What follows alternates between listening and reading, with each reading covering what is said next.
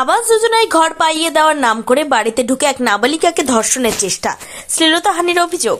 অভিযুক্তর বাড়িতে চড়াও গ্রামবাসীরা। ধর্ষণের চেষ্টার অভিযোগ তৃণমূল থেকে নির্বাচিত গ্রাম পঞ্চায়েতের সদস্যের ছেলের বিরুদ্ধে। মালদার ইংরেজবাজার থানার অন্তর্গত যদুপুর 2 নম্বর গ্রাম পঞ্চায়েতের ঘটনা।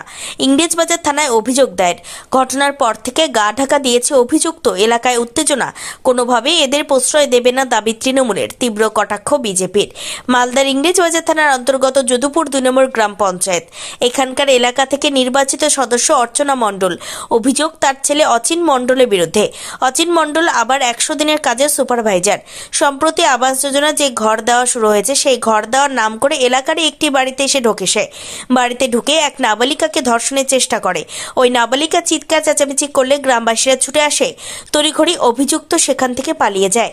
এরপর ইংরেজবাজার থানায় অভিযোগ দায়ের হয়। বাড়িতে কেউ ছিল না, এসেছিল, বলেছিল আধার কার্ড নিব ঘর দেওয়ার জন্য। তো আমি আধার কার্ডটা বের করতে গেছি, তো আধার কার্ডটা বের করে দিয়েছি। যে আঁকতে গেছি তখন আমাকে চেপে ধরেছে। চেপে ধরে অনেক জায়গায় হাত দিয়েছে, গায়েটায় হাত দিয়েছে। দিয়ে আমি অনেক চিৎকার করতে পারিনি। আমি তাড়াতাড়ি ঘর থেকে বেরিয়ে এসে গ্রামে সবকে ডেকেছি, ধরেও রেখেছিল। দিয়ে আমার বাবারা এসেছে, দিয়ে আমার বাবারা এসে কিছু বলেনি, তাও তখন ছেড়ে দিয়েছিল। দিয়ে তারপরে থানায় গিয়েছিল, দিয়ে কেস টেস করে এসেছে। ছিলাম না, আমি মায়ের বাড়ি গেছিলাম, আমার বাবা কাজে গেছে। আর আধার কার্ড আর ভোটার কার্ডের জেরক্স নিতে এসছে, বলেছে ঘর দিব অনলাইন থেকে। দিয়ে মেয়েটাকে পিছন থেকে চেপে ধরেছে, গালে চুমুটুমু খেয়েছে, বুকে টুকে হাত দিয়েছে।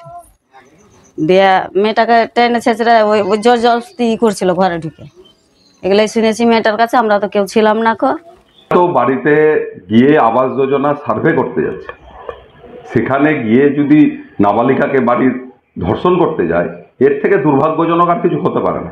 এই ধরনের হিনাস কাণ্ডের সঙ্গে যারা যুক্ত থাকবে তাদের বিরুদ্ধে কঠোর আইন প্রয়োগ হবে।